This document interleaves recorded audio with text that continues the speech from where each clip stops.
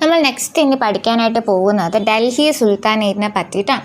അപ്പോൾ ഡൽഹി സുൽത്താനേറ്റ് തുടങ്ങുന്നത് 1206 മുതൽ 1526 വരെയാണ്. അപ്പോൾ എന്തുകൊണ്ട് ഈ 1206 എന്ന് ചോദിച്ചാൽ നമ്മൾ ഓൾറെഡി പഠിച്ചിട്ടുണ്ടായിരുന്നു. നമുക്ക് ഓൾറെഡി നമ്മുടെ മുഹമ്മദ് ഗോറി നമ്മുടെ കഴിഞ്ഞ ക്ലാസ്സിൽ പഠിച്ചൊരു കാര്യമായിരുന്നു. മുഹമ്മദ് ഗോറി നമ്മുടെ ഇന്ത്യ അറ്റാക്ക് ചെയ്യാൻ വരികയും അദ്ദേഹം കുത്ബുദ്ദീൻ ഐബക്കിനെ നമ്മുടെ ഇന്ത്യ നോക്കാനായിട്ട് ഏൽപ്പിച്ചിട്ടായിരുന്നു പോയിട്ടുണ്ടായിരുന്നത്. 1206 വന്നിട്ട് ഗോറി മരിച്ചിട്ടുണ്ടായിരുന്നു. ആ ടൈം മുതലാണ് ഇന്ത്യയിൽ ഒരു സുൽത്താനേറ്റ് ഭരണം തുടങ്ങുന്നതെന്ന് പറഞ്ഞിട്ടുണ്ടായിരുന്നു. എന്തുകൊണ്ട് 1526 എന്ന് ചോദിച്ചു കഴിഞ്ഞാൽ 1526 ഒന്നാം പാനിപ്പട്ട് യുദ്ധം വരികയും ആ ടൈമിലായിരുന്നു ബാബർ ഇന്ത്യ അറ്റാക്ക് ചെയ്യും. അങ്ങനെ മുഗൾ രാജഭരണം ഇന്ത്യയിൽ തുടങ്ങുകയും ചെയ്തിട്ടുണ്ടായിരുന്നു. അപ്പം അതുകൊണ്ടാണ് 1206 മുതൽ 1526 എന്ന് പറയുന്നത്.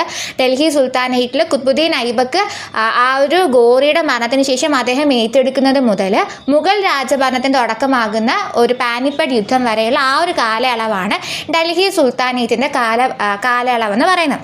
അപ്പോൾ ഈ ഡൽഹി സുൽത്താനേറ്റിൽ മൊത്തം 5 രാജവംശങ്ങളാണ് ഭരിച്ചിട്ടുണ്ടായിരുന്നത്. 5 രാജവംശങ്ങളായിരുന്നു. അല്ല 5 എന്ന് പറയുമ്പോഴത്തേക്കും ആദ്യത്തേത് അടിമ വംശമായിരുന്നു, രണ്ടാമത്തേത് ഖിൽജി വംശമായിരുന്നു, മൂന്നാമത്തേത് തുഗ്ലക്കും പിന്നെ സയ്യിദും ലോധിയുമാണ്. ഇവരുടെ കാലയളവ് പഠിച്ചിരിക്കുക. അടിമ രാജവംശം എന്ന് പറയുമ്പോൾ 1206 1290 ഇടയിലാണ്. ഖിൽജി വംശം 1290 1320 ഇടയിലായിരുന്നു. തുഗ്ലക്ക് വന്നിട്ട് 1320 1414 ഇടയിലായിരുന്നു. സയ്യിദ് വന്നിട്ട് 1414 1451 ഇടയിലായിരുന്നു. ലോധി വന്നിട്ട് 1451 1526 ഇടയിലായിരുന്നു. ഓർത്തിരിക്കുക. അപ്പം എന്തായിരുന്നു, നമുക്ക് മൊത്തം 5 രാജവംശം ഉണ്ടായിരുന്നു എന്നുള്ള ആലോചിച്ചിരിക്കുക. 5 രാജവംശത്തിൽ 1206 1290 ഇടയിൽ അടിമ രാജവംശമായിരുന്നു. 1290 1320 ഇടയിൽ ഖിൽജി രാജവംശമായിരുന്നു. 1320 1414 ഇടയിൽ തുഗ്ലക് രാജവംശമായിരുന്നു. 1414 1451 ഇടയിൽ സയ്യിദ് വംശവും 1451 1526 ഇടയിൽ ലോധിയാണ്. അപ്പം 5 രാജവംശങ്ങളായിട്ടുള്ള അടിമ ഖിൽജി തുഗ്ലക് സയ്യിദ് ലോധി പഠിച്ചിരിക്കാം. ഇനി ഓരോ രാജവംശത്തിൻ്റെയും സ്ഥാപകൻ ആരെന്നൊന്ന് അറിഞ്ഞിരിക്കുക. പോകെ നമുക്ക് വീണ്ടും പറയുമ്പോൾ അത് കറക്റ്റ് ആവുന്നുണ്ട്. അപ്പോൾ ആദ്യം ഒന്ന് വായിച്ചറിഞ്ഞിരിക്കുക. അടിമ വംശം എന്ന് പറയുമ്പോഴത്തേക്കും കുത്ബുദ്ദീൻ ഐബക്കാണ്. അടിമ വംശത്തിൻ്റെ സ്ഥാപകൻ കുത്ബുദ്ദീൻ ഐബക്കാണ്. ഖിൽജി വംശത്തിൻ്റെ സ്ഥാപകൻ ജലാലുദ്ദീൻ ഖിൽജിയാണ്. തുഗ്ലക് വംശത്തിൻ്റെ സ്ഥാപകൻ ഗിയാസുദ്ദീൻ തുഗ്ലക്കാണ്. തുഗ്ലക് വംശത്തിൻ്റെ സ്ഥാപകൻ ഗിയാസുദ്ദീൻ തുഗ്ലക്കും. സയ്യിദ് വംശത്തിൻ്റെ സ്ഥാപകൻ കിസിർ ഖാനുമാണ്. ലോധി വംശത്തിൻ്റെ സ്ഥാപകൻ ബഹ്ലൂദ് ലോധിയാണ്. അപ്പോൾ അടിമ വംശമാകുമ്പോഴത്തേക്കും കുത്ബുദ്ദീൻ ഐബക്കാണ്. ഖിൽജി വംശമാകുമ്പോഴത്തേക്കും ജലാലുദ്ദീൻ ഖിൽജിയാണ്. സോ എന്താണ്, ജലാലുദ്ദീൻ ഖിൽജിയാണ്. തുഗ്ലക് വംശമാണ് ഗിയാസുദ്ദീൻ തുഗ്ലക്ക് ആകുന്നത്. സയ്യിദ് ആകുമ്പോഴത്തേക്ക് ഖിസിർ ഖാനാണ്. ലോധി വംശമാകുമ്പോൾ ബഹ്ലൂദ് ലോധിയാണ്. അപ്പോൾ അടിമ രാജവംശം കുത്ബുദ്ദീൻ ഐബക്ക്, ഖിൽജി രാജവംശം ജലാലുദ്ദീൻ ഖിൽജി, തുഗ്ലക് രാജവംശം ഗിയാസുദ്ദീൻ തുഗ്ലക്ക്, സയ്യിദ് രാജവംശം കിസിർ ഖാൻ, ലോധി രാജവംശം ബഹ്ലൂദ് ലോധിയാണെന്നും കൂടി ഓർത്തിരിക്കാം. ഇനി ഇതിൽ ഓർക്കേണ്ട വേറൊരു പോയിന്റ് എന്ന് പറയുന്നത് ഈ അടിമ രാജവംശവും ഖിൽജി രാജവംശവും തുഗ്ലക് രാജവംശം സയ്യിദും ആദ്യത്തെ 4 പേരും എന്താണ്, തുർക്കി പരമ്പരയിലെ രാജവംശങ്ങളാണ് എന്നുള്ളതും ലോധി മാത്രമാണ് അഫ്ഗാൻ പാരമ്പര്യത്തിലുള്ള രാജവംശം എന്ന് ഓർത്തിരിക്കുക. അപ്പോൾ എന്താണ്, ആദ്യത്തെ ഇത് ഓർഡറിലാട്ടോ, ഇത് പോകുന്ന അതേ ഓർഡറിൽ തന്നെ നമുക്ക് ആദ്യമേ പഠിച്ചു പോകുന്നത്. അപ്പോൾ ആദ്യത്തെ 4 പേരും ഏത് രാജവംശമായിരുന്നു, തുർക്കിഷ് പാരമ്പര്യമുള്ള രാജവംശമായിരുന്നു. അടിമയും ഖിൽജിയും തുഗ്ലക്കും സയ്യിദ് എന്ന് പറയുന്നത് അഫ്ഗാൻ പാരമ്പര്യമുള്ളത് മാത്രമാണ് ലോധി എന്ന് പറയുന്നത്. ഇനി ഓർക്കേണ്ട കാര്യം, ഏറ്റവും കൂടുതൽ കാലം ഭരിച്ചിരുന്ന രാജവംശം അത് തുഗ്ലക് രാജവംശമാണ്. ഏറ്റവും കുറവ് കാലം ഭരിച്ചിരുന്ന രാജവംശം അത് ഖിൽജി രാജവംശമാണെന്നും കൂടി അറിഞ്ഞേക്കുക. ഇനി ഇതിൽ ഓർക്കേണ്ട, നമുക്ക് പറഞ്ഞിട്ടുണ്ടായിരുന്നു 1526 വരെയാണ് ഡൽഹി നമ്മുടെ സുൽത്താൻ ഡൈനാസ്റ്റി വരുന്നുണ്ടാവുന്നത്. എന്തുകൊണ്ട് 1526 ആയിരുന്നു?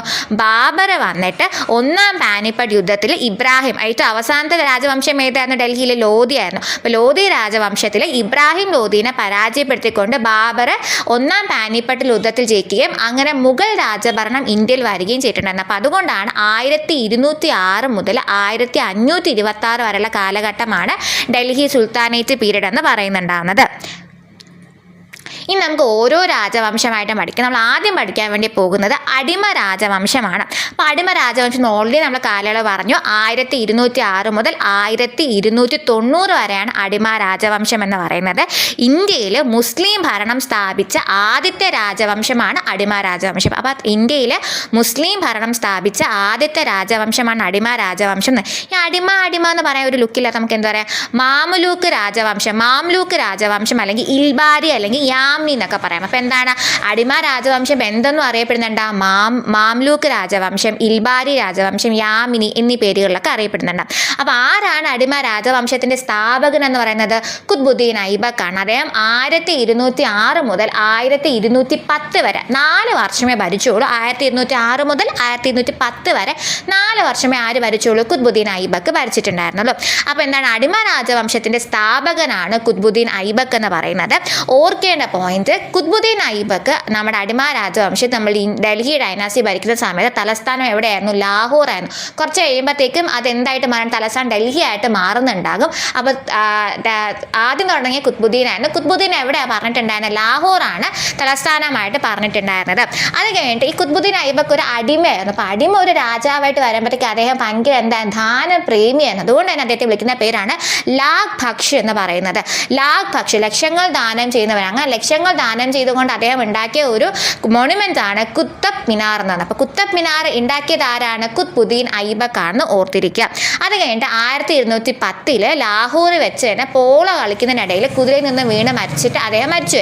അതുകൊണ്ടാണ് 4 വർഷം മാത്രം അദ്ദേഹത്തിന്റെ ആ റൂളിംഗ് പീരീഡ് എന്ന് പറഞ്ഞത്. അപ്പോൾ ഖുത്ബുദ്ദീൻ ഐബക്കിനെ പറ്റി എന്തൊക്കെ ഓർത്തിരിക്കണം?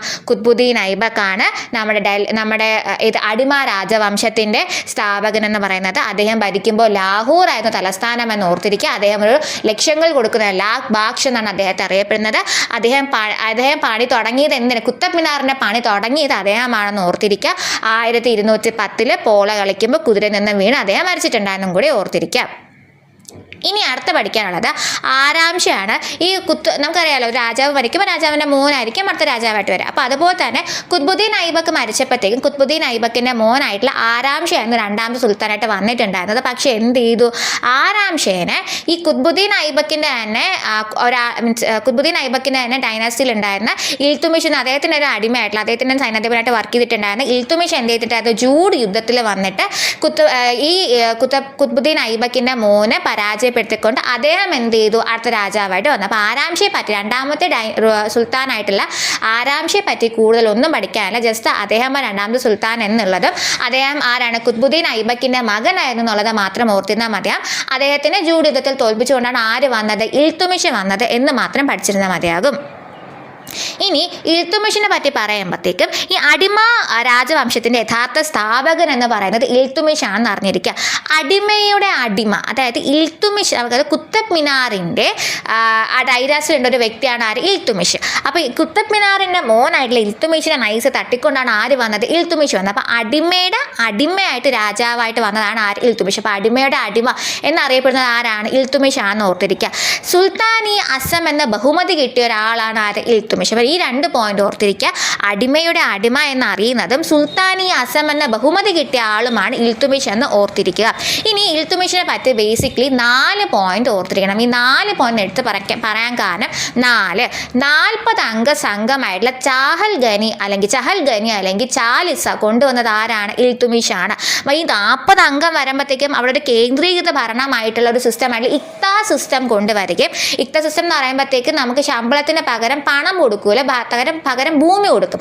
അതാണ് ഇക്ത സിസ്റ്റം. അത് കൊണ്ടുവരും. പിന്നെ ബാക്കി 2 പോയിന്റ് ഉണ്ട്. അപ്പോൾ 2 കോയിൻസ് ആയിട്ടുള്ള ജിതലും തങ്കയും. ഈ ജിതൽ എന്ന് പറയുമ്പോഴത്തേക്കും ചെമ്പ് നാണയമാണ്, തങ്ക എന്ന് പറയുമ്പോഴത്തേക്കും വെള്ളി നാണയമാണ് ഓർത്തിരിക്കുക. അങ്ങനെ നാണയങ്ങളായിട്ട് 2 നാണയം കൊണ്ടുവന്നിട്ടുണ്ടായിരുന്നു. ഇനി വേറൊരു കാര്യം, ഇദ്ദേഹത്തെ എന്തെന്ന് അറിയപ്പെടുന്നത് പറഞ്ഞു? സുൽത്താനി അസം എന്ന് പറയുന്ന ബഹുമതി കിട്ടിയ ആളാണ് ഇൽത്തുമിഷ് എന്ന് പറഞ്ഞു. അതുകൊണ്ട് തന്നെ ഇൽത്തുമിഷ് എന്ത് ചെയ്തു എന്ന് ചോദിച്ചു കഴിഞ്ഞാൽ അദ്ദേഹം ഇറക്കുന്ന ഈ കോയിൻസിലൊക്കെ വന്നിട്ട് ഖലീഫയുടെ പ്രതിനിധിയാണ് ഞാൻ എന്ന് കുത്തിവെച്ചിട്ടുണ്ട് എന്നുകൂടി ഓർത്തിരിക്കുക. ഖലീഫയുടെ പ്രതിനിധിയാണ് ഞാൻ എന്ന് കുത്തിവെച്ചിട്ടുണ്ടെന്നും കൂടെ ഓർത്തിരിക്കും. ലാസ്റ്റ് പോയിന്റ് ആണ്, ഏറ്റവും ഇമ്പോർട്ടൻ്റ് ആയിട്ട് പോയിന്റ് ആണ്. 1221 1221 ചെങ്കിസ് ഖാൻ വന്നിട്ട് നമ്മളുടെ ഇന്ത്യ ആക്രമിക്കുന്ന സമയത്ത്, ചെങ്കിസ് ഖാൻ ആരായിരുന്നു? മംഗോളിയൻ രാജാവായിരുന്നു ചെങ്കിസ് ഖാൻ എന്ന് പറയുന്നത്. ചെങ്കിസ് ഖാൻ നമ്മുടെ ഇന്ത്യനെ 1221 അറ്റാക്ക് ചെയ്യുന്ന സമയത്ത് ആരായിരുന്നു നമ്മുടെ ഡൽഹിയിലെ സുൽത്താൻ ചോദിച്ചത്? അത് ഇൽത്തുമിഷ് ആണെന്ന് ഓർത്തിരിക്കുക. ഇനി ഈ ഒരു ചെങ്കിസ് ഖാൻ ആണ് കുതിരകളെ ഉപയോഗിച്ചിട്ട് തപാൽ സമ്പ്രദായം ഉണ്ടായിരുന്നത്. അത് ഉലഗ് എന്നാണ് പറയുന്നത്. ഈ ഉലഗ് മൊത്തം കുതിരയെ കൊണ്ട് പോവുക എന്നൊരു അർത്ഥം ഓർത്തുന്നാൽ മതിയാകും. അപ്പോൾ ഉലഗ്, ഈ ഉലഗ് എന്ന് പറയുന്ന കുതിരകളെ ഉപയോഗിച്ചുള്ള തപാൽ സമ്പ്രദായം കൊണ്ടുവന്നതും ചെങ്കിസ് ഖാൻ ആണെന്ന് ഓർത്തിരിക്കുക. ഇനി അടുത്തത് കുത്തബ് മിനാറാണ്. ഈ കുത്തബ് മിനാറിൻ്റെ പണി തുടങ്ങിയത് ആരാണ്? കുത്ബുദ്ദീൻ ഐബക്കാണ്. പക്ഷേ കുത്തബ് മിനാറിൻ്റെ പണി പൂർത്തിയാക്കിയത് ഇൽത്തുമിഷാണ്. മാറിപ്പോകരുത്. കുത്തബ് മിനാറിൻ്റെ പണി തുടങ്ങിയത് കുത്ബുദ്ദീൻ ഐബക്കിൻ്റെ സമയത്തും കുത്തബ് മിനാറിൻ്റെ പണി തീർത്തത് ഇൽത്തുമിഷിൻ്റെ സമയത്താണെന്നും കൂടി ഓർത്തിരിക്കാം. അത് കഴിഞ്ഞിട്ട് ഈ കുത്ബുദ്ദീൻ ഐബക്ക് തലസ്ഥാനം എവിടെ വെച്ചു? ലാഹോറിലായിരുന്നു. ആ ലാഹോറിൽ വെച്ച് തലസ്ഥാനം ഡൽഹിയിലേക്ക് മാറ്റിയത് ആരാണ്? ഇൽത്തുമിഷ് ആണെന്ന് ഓർത്തിരിക്കുക. അത് കഴിഞ്ഞിട്ട് ഇൽത്തുമിഷിൻ്റെ കല്ലറ ഇരിക്കുന്നത് ഈ കുത്തബ് മിനാറിൻ്റെ സമുച്ചയത്തിൽ വരുന്ന മഹ്റൗളിലാണെന്നും കൂടി ഓർത്തിരിക്കുക. ഇത്രയും കാര്യം ഓക്കെ അല്ലേ? അപ്പോൾ എന്താണ് നമ്മുടെ ഇൽത്തുമിഷിനെ പറ്റി പറയുമ്പോൾ ഓർക്കേണ്ട ഒരു കാര്യം, അടിമയുടെ അടിമ എന്നറിയപ്പെടുന്ന രാജാവാണ് ഈ ഇൽത്തുമിഷ് എന്ന് പറയുന്നത്. സുൽത്താനാണ് ഇൽത്തുമിഷ് എന്ന് പറയുന്നത്. ഈ സുൽത്താനി അസം എന്ന സ്ഥാനപ്പേര് കിട്ടിയ ഒരു ബഹുമതി കിട്ടിയ ഒരാളാണ്. ഇപ്പം 4 പോയിന്റ് ഓർത്തുക. 40 അംഗ സംഘം ആകുന്ന ചഹൽഗനി അല്ലെങ്കിൽ ചാലിസ ഉള്ളത് ഇൽത്തുമിഷിനാണെന്ന് ഓർത്തിരിക്കുക. അതുപോലെ തന്നെ ഇക്ത സിസ്റ്റം കൊണ്ടുവന്നത് ഇൽത്തുമിഷാണ്. 2 കോയിനായിട്ടുള്ള തങ്കയും അതുപോലെ തന്നെ ജിതലും കൊണ്ടുവന്ന ഇൽത്തുമിഷായിരുന്നു. പിന്നെ ഖലീഫയുടെ പ്രതിനിധിയാണ് താൻ എന്നും പറഞ്ഞ് ആ കോയിൻസിൽ കുത്തിവെച്ചതും ഇൽത്തുമിഷായിരുന്നു. Last and 4th point 1221 Genghis ഖാനുമായുള്ള യുദ്ധത്തിലെ സമയത്ത് ആരായിരുന്നു നമ്മുടെ സുൽത്താൻ എന്ന് പറയുന്നത്? ഇൽത്തുമിഷ് ആണ് എന്നുകൂടി ഓർത്തിരിക്കുക. ഈ ചെങ്കിസ് ഖാൻ്റെ കുതിരകൾ വെച്ചുള്ള ആ ഒരു തപാൽ സമ്പ്രദായമാണ് ഉലഗ് എന്ന് പറയുന്നത്. കുത്തബ് മിനാർ ഉണ്ടാക്കിയത് കുത്ബുദ്ദീൻ ഐബക്കിൻ്റെ സമയത്താണ്. പക്ഷേ കുത്തബ് മിനാറിൻ്റെ പണി പൂർത്തീകരിച്ചത് ഇൽത്തുമിഷ് സമയത്താണ് എന്നുകൂടി ഓർത്തിരിക്കുക. തലസ്ഥാനം ലാഹോറിൽ നിന്നും ഡൽഹിയിലേക്ക് മാറ്റി എന്നുള്ളത് ഓർത്തിരിക്കുക. അദ്ദേഹത്തിൻ്റെ കല്ലറ എവിടെയാണെന്ന് മഹ്റൗളിലാണെന്നും കൂടി ഓർത്തിരിക്കുക. ഇനി വേറൊരു പോയിന്റ് എന്ന് പറയുമ്പോഴത്തേക്കും ഈ ഒരു സുൽത്താൻ ഹരി ഓർത്തിരിക്കുക. വേറൊന്നുമല്ല, ഇൽത്തുമിഷിൻ്റെ മകനായിട്ടുള്ള നസറുദ്ദീൻ മഹ്മൂദിന് വേണ്ടിയിട്ട് ഇൽത്തുമിഷിനെ എന്ത് ചെയ്തിട്ടുണ്ടായിരുന്നു? ഒരു ശവകുടീരം ഉണ്ടാക്കിയിട്ടുണ്ടായിരുന്നു. ആ ശവകുടീരത്തിൻ്റെ പറയുന്ന പേരാണ് സുൽത്താൻ ഹരി എന്ന് പറയുന്നത്. ഇന്ത്യയിലെ ആദ്യത്തെ ഇസ്ലാമിക രീതിയിലുള്ള ശവകുടീരമാണ് സുൽത്താൻ ഹരി എന്ന് പറയുന്നത്. ഇപ്പം ഇന്ത്യയിലെ ആദ്യത്തെ ഇസ്ലാമിക രീതിയിലുള്ള ശവകുടീരമാണ് സുൽത്താൻ ഹരി എന്ന് പറയുന്നത്. അപ്പോൾ സുൽത്താൻ ഹരി ആരാ ഉണ്ടാക്കിയത്? ഇൽത്തുമിഷ് ആണ് എന്നൊരു പോയിന്റും കൂടി ഒന്ന് ഓർത്തിരിക്കുക. ഇനി നമുക്ക് നോക്കാനായിട്ടുള്ളത് ഇൽത്തുമിഷിൻ്റെ കുറച്ച് സവിശേഷതകളാണ്, അദ്ദേഹത്തിൻ്റെ ടാഗ് ലൈൻസ് ആണ്. ഒന്ന് നമുക്കറിയാം, അടിമയുടെ അടിമ. അതായത് അടിമയായിട്ടുള്ള കുത്ബുദ്ദീൻ ഐബക്കിൻ്റെ അടിമയായിട്ട് വന്നിട്ടുള്ള രാജാവായതുകൊണ്ട് തന്നെ നമുക്ക് അടിമയുടെ അടിമ എന്ന് പറയുന്നുണ്ടാവും. നമ്മൾ പറഞ്ഞിട്ടുണ്ടായിരുന്നു ഓൾറെഡി അദ്ദേഹത്തിന് എന്ത് സ്ഥാനപ്പേരുണ്ടായി? ബഹുമതി കിട്ടി, സുൽത്താനി അസം. അതുകൊണ്ട് തന്നെ ലെഫ്റ്റനന്റ് ഓഫ് ഖലീഫ എന്നറിയപ്പെടുന്നുണ്ടാവും. ഡൽഹി സുൽത്താനേറ്റിൻ്റെ യഥാർത്ഥ സ്ഥാപകൻ കൊണ്ടുവന്നത് ആരായിരുന്നു? കുത്ബുദ്ദീൻ ഐബക്കാണ്. അത് കുറച്ചും കൂടെ ഒന്ന് വികസിപ്പിച്ച് കുറച്ചും കൂടെ നല്ലപോലെ ഭരിക്കാൻ പറ്റിയത് ആർക്കായിരുന്നു? ഇൽത്തുമിഷിൻ്റെ സമയത്ത്. അപ്പോൾ അതുകൊണ്ട് തന്നെ ഡൽഹി സുൽത്താനേറ്റിൻ്റെ യഥാർത്ഥ സ്ഥാപകരെന്നും ആരറിയപ്പെടുന്നുണ്ടാവും? നമ്മുടെ ഇൽത്തുമിഷിനെ പറയുന്നുണ്ടാവും. പിന്നെ അദ്ദേഹം ഒരു ശവകുടീരം ഉണ്ടാക്കി. എന്തായിരുന്നു? സുൽത്താൻ ഖരി എന്ന് പറഞ്ഞിട്ട്. ആ സുൽത്താൻ ഖരി ഉണ്ടാക്കിയത് കൊണ്ട് തന്നെ ശവകുടീര നിർമ്മാണത്തിൻ്റെ പിതാവ് എന്നറിയപ്പെടുന്നതും ആരാണ്? ഇൽത്തുമിഷ് ആണെന്ന് ഓർത്തിരിക്കുക.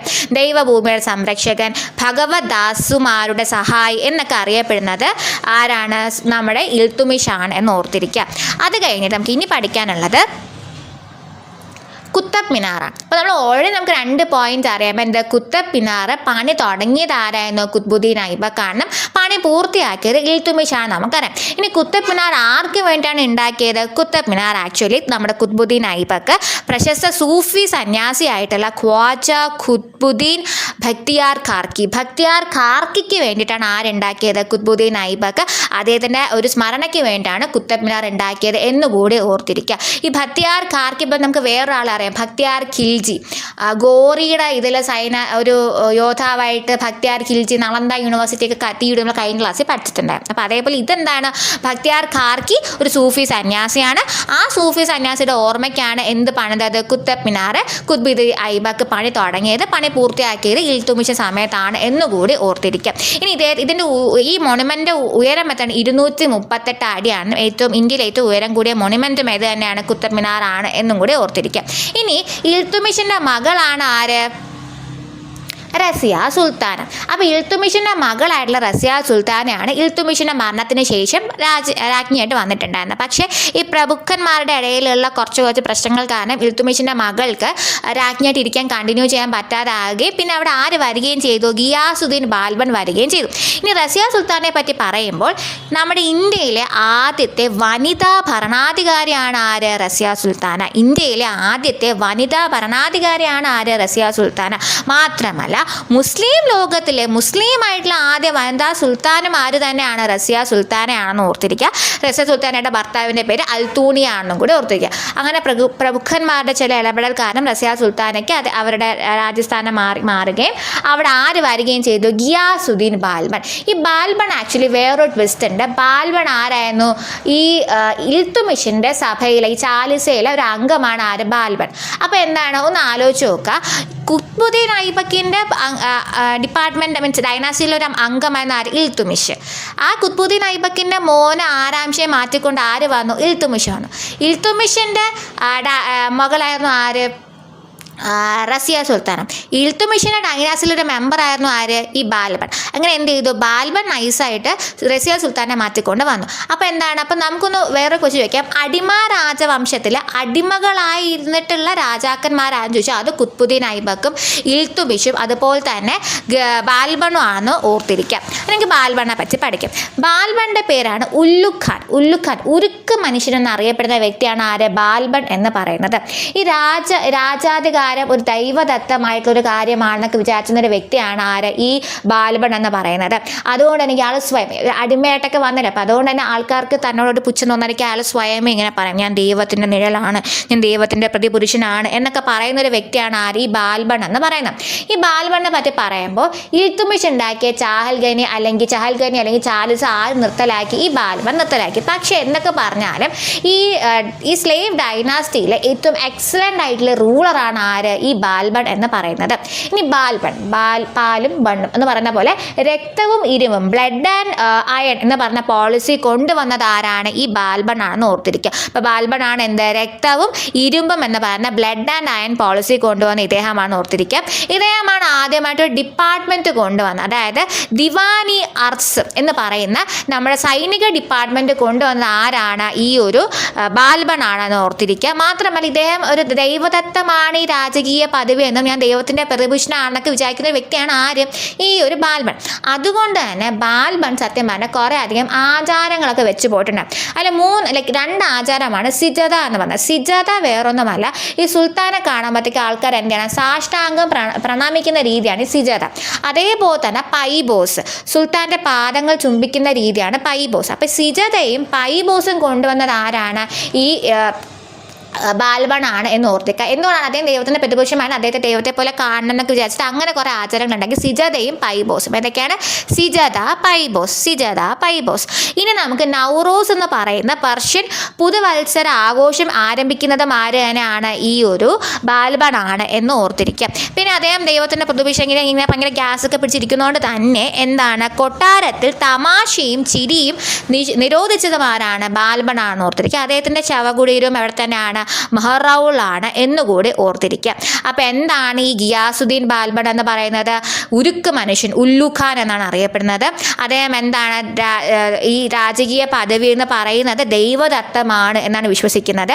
ദൈവത്തിൻ്റെ നിഴൽ എന്ന് സ്വയം വിശേഷിപ്പിക്കുന്നുണ്ടാവും. അതോടൊപ്പം തന്നെ അദ്ദേഹം ചാഹൽഗനി നിർത്തലാക്കി ബാൽബൺ, പേര് പോലെ തന്നെ പാലമ്പഴും. അതുപോലെ തന്നെ എന്താണ്, വെറുതെ ഒരു ഓളത്തിനാട്ടോ അങ്ങനെ പറഞ്ഞത്, ആ ഒരു ബ്ലഡ് ആൻഡ് അയൺ പോളിസി ഓർത്തിരിക്കാൻ വേണ്ടിയിട്ട്. അപ്പോൾ ബ്ലഡ് ആൻഡ് അയൺ പോളിസി എന്താണ് കൊണ്ടുവന്നത് ബാൽബൺ ആണെന്ന് ഓർത്തിരിക്കുക. അദ്ദേഹം ഡിപ്പാർട്ട്മെൻറ്റ് തുടങ്ങി, ദിവാനി അർസ് എന്ന് പറഞ്ഞിട്ട് സൈനിക വകുപ്പിന് വേണ്ടിയിട്ട്. പിന്നെ ദൈവദത്തമാണെന്നൊക്കെ വിചാരിക്കുന്നുണ്ട് കുറേ ആചാരങ്ങളൊക്കെ ഉണ്ട്. സിജത എന്ന് പറയുന്ന സാഷ്ടാംഗം നമിക്കുന്ന ആചാരം ഉണ്ടായിരുന്നു. പൈബോസ് എന്ന് പറയുന്ന പാദങ്ങൾ ചുംബിക്കുന്ന രീതി ഉണ്ടായിരുന്നു. പിന്നെ നവറോസ് എന്ന രീതിയിലുള്ള പെർഷ്യൻ പുതുവത്സര ആഘോഷം അദ്ദേഹം കൊണ്ടുവന്നിട്ടുണ്ടായിരുന്നു.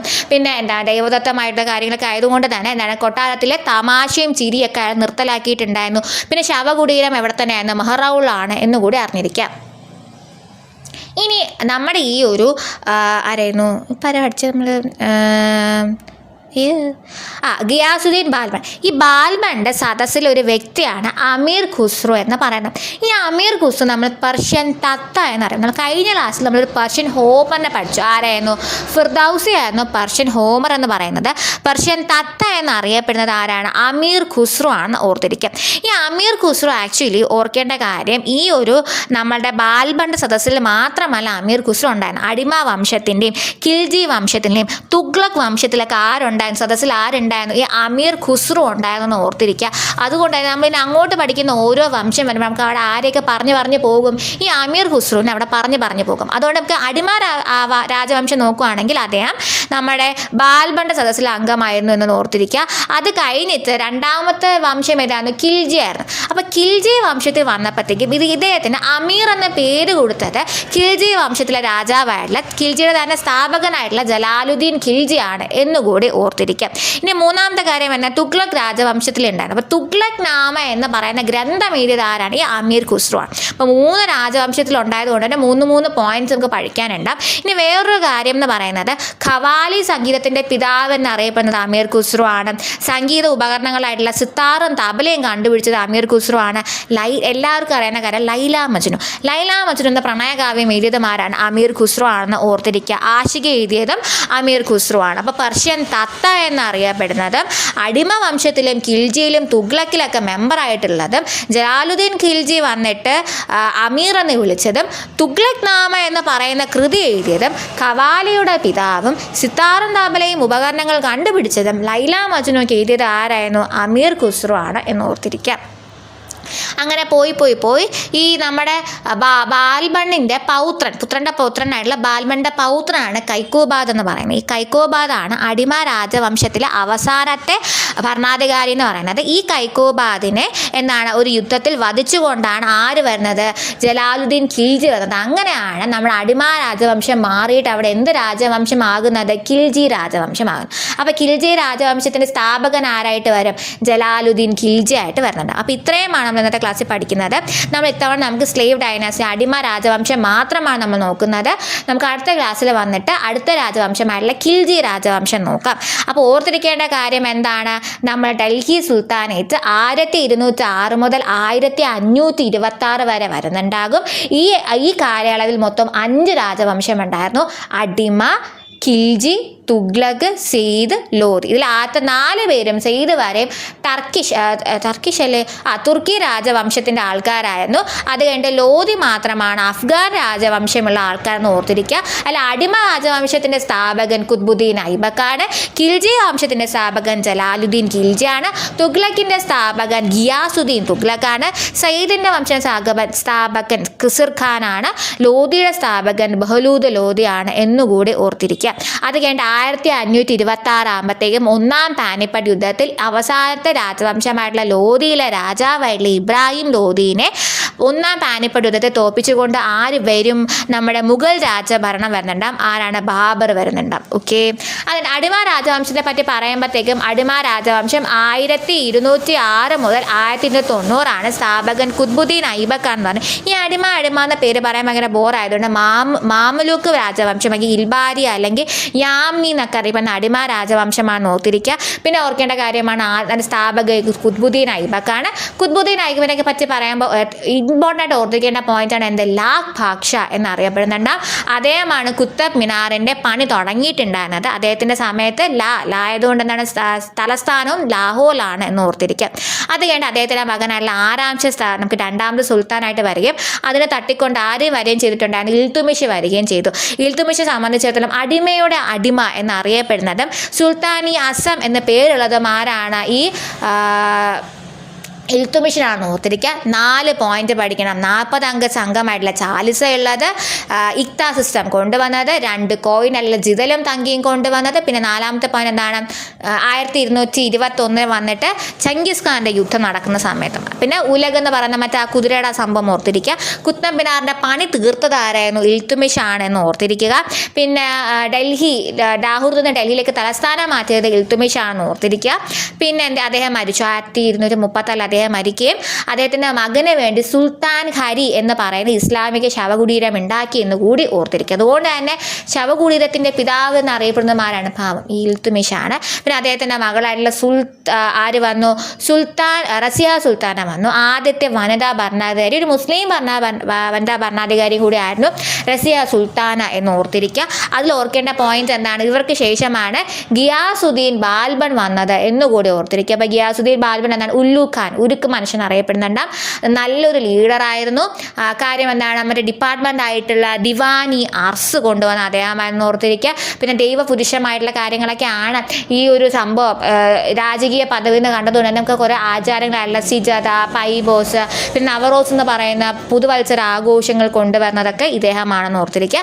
ഇദ്ദേഹത്തിൻ്റെ സദസ്സിലുണ്ടായിരുന്ന വ്യക്തിയാണ് അമീർ ഖുസ്രു എന്ന് പറയുന്നത്. പെർഷ്യൻ തത്തയാണ് അമീർ ഖുസ്രു എന്ന് പറയുന്നത്. 3 രാജവംശത്തിൽ അമീർ ഖുസ്രു ഉണ്ടായിരുന്നു. ഈ തുഗ്ലക് നാമ എഴുതിയ അമീർ ഖുസ്രു ആണ്, ലൈല മജ്നു എഴുതിയ അമീർ ഖുസ്രു ആണ്, തബല സിത്താരൊക്കെ ഉണ്ടാക്കിയ അമീർ ഖുസ്രു ആണെന്ന് ഓർത്തിരിക്കുക. ഇനി ഈ ഒരു സുൽത്താനേറ്റ് സമയത്ത്, ഈ സ്ലേവറി സമയത്ത്, അതായത് സ്ലേവ് ഡൈനാസ്റ്റി ആയിട്ടുള്ള അടിമ രാജവംശ സമയത്ത് ഓർത്തിരിക്കേണ്ട ഇമ്പോർട്ടൻറ്റ് പോയിന്റ് ആണ് കുത്തബ് മിനാർ.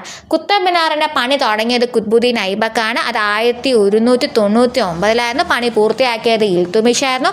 ആർക്ക് വേണ്ടി ഉണ്ടാക്കി, ഖ്വാജ ഉദ്ദീൻ ബക്തിയാർ ഖാർക്കിക്ക് വേണ്ടി ഉണ്ടാക്കി. 238 അടിയാണ് എന്നുകൂടി ഓർത്തിരിക്കാം.